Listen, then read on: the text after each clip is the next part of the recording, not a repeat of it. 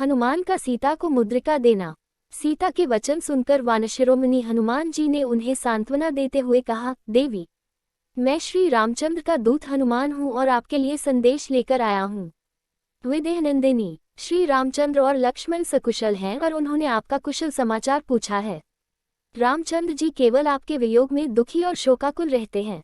उन्होंने मेरे द्वारा आपके पास अपना कुशल समाचार भेजा है और तेजस्वी लक्ष्मण जी ने आपके चरणों में अपना अभिवादन कहलाया है।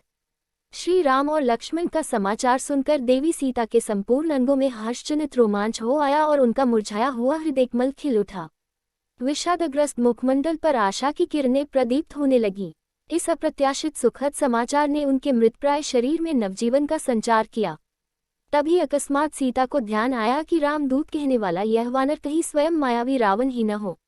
यह सोचकर वह वृक्ष की शाखा छोड़कर पृथ्वी पर चुपचाप बैठ गई और बोली, हे मायावी, तुम स्वयं रावण हो और मुझे छलने के लिए आए हो।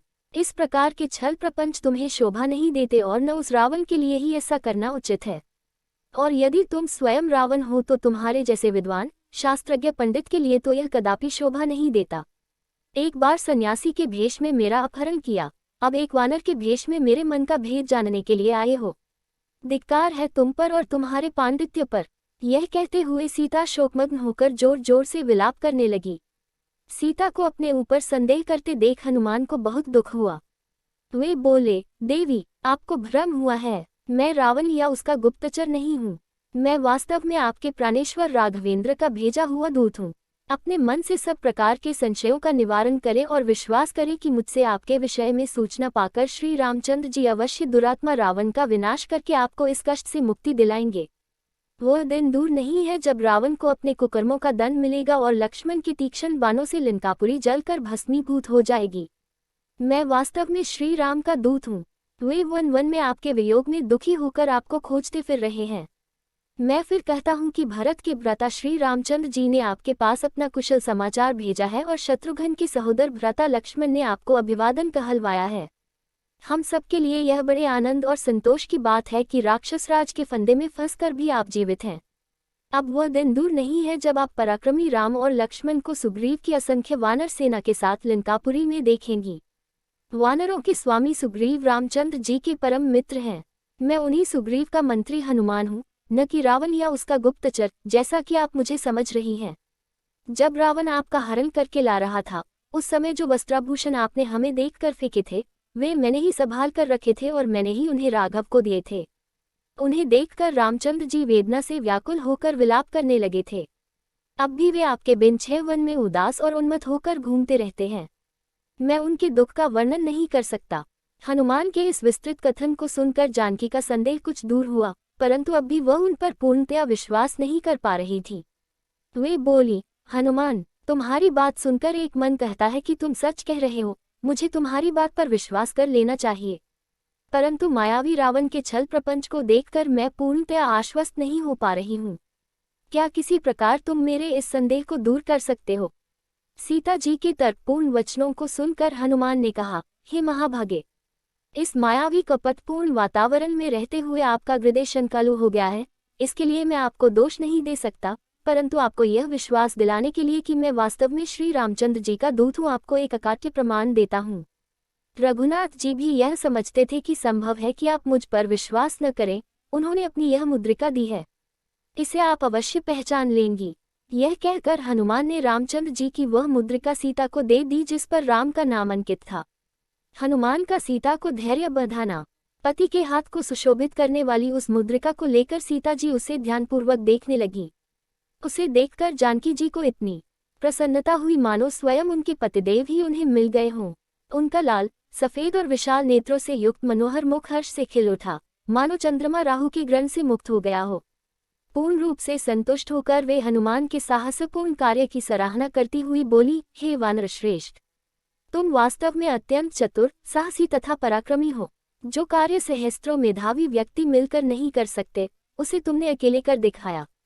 तुमने दोनों रघुवंशी भ्राताओं का कुशल समाचार सुनाकर मुझ मृतप्राय को नवजीवन प्रदान किया है।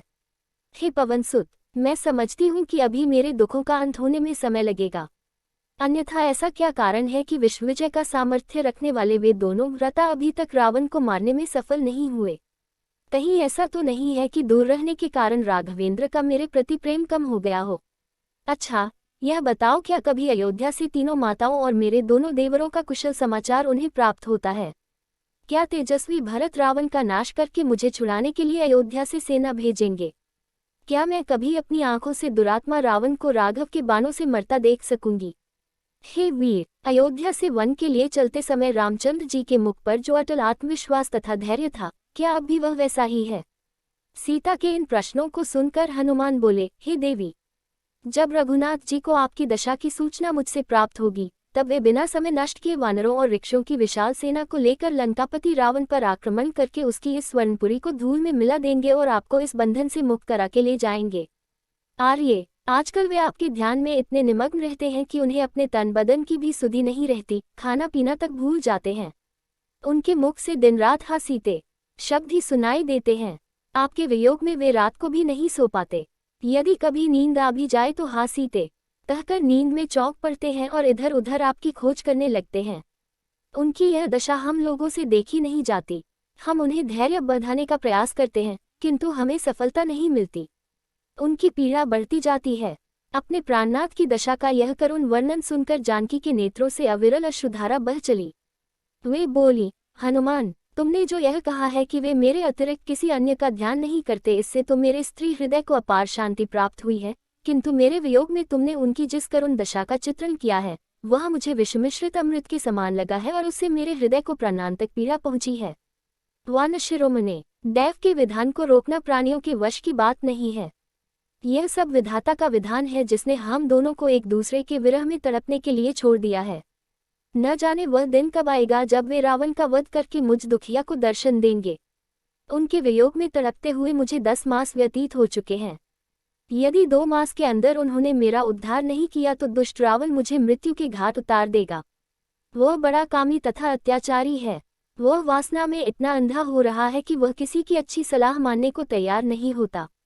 उसी के भाई विभीषण की पुत्री कला मुझे बता रही थी कि उसके पिता विभीषण ने रावण से अनेक बार अनुग्रह किया कि वह मुझे वापस मेरे पति के पास पहुंचा दे, परंतु उसने उसकी एक न मानी।